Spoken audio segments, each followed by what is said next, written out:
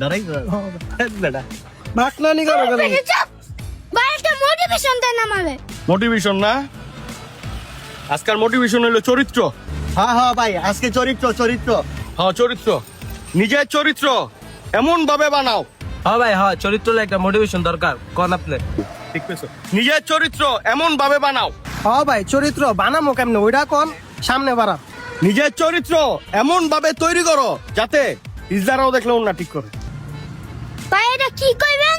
আপনার তো জীবনে মোটিভেশন নিতাম।